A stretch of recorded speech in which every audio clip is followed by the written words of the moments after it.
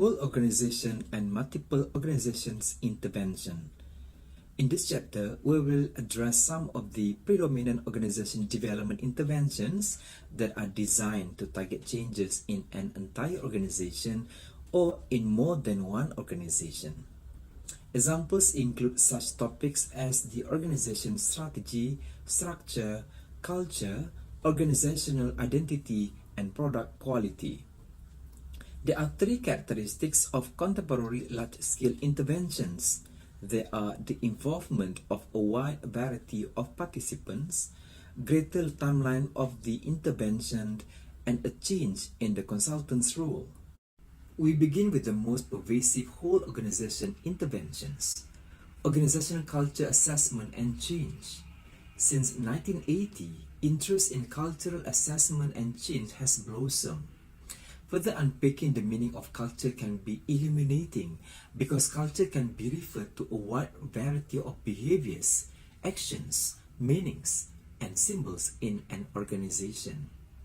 Elements of culture can be visible such as styles of dress, office spaces, and language choices, and they can also be invisible or hidden such as organizations' values, ethical beliefs, and preferences.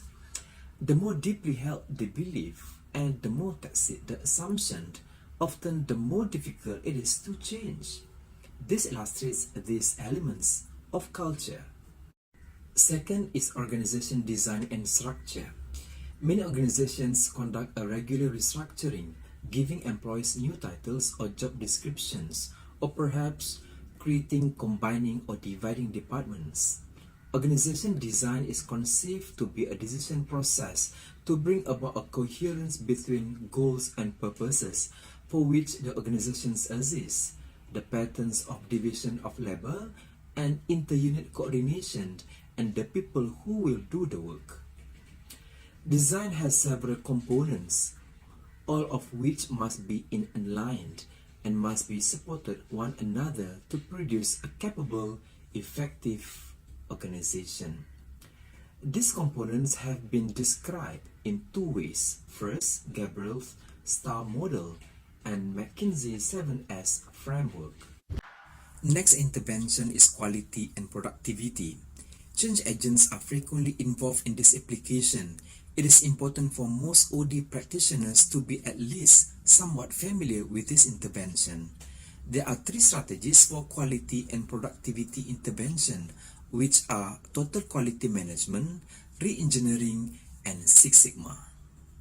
Total quality management.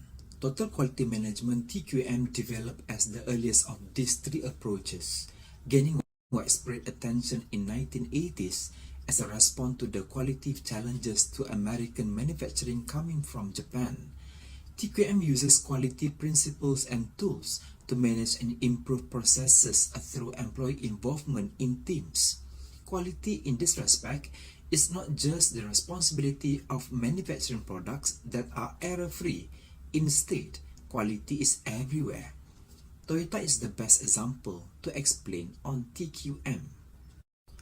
Re-engineering. Re-engineering is not the same as automation, downsizing, or reorganizing. Rather, it is a rebuilding process where entire organizational operations are created anew.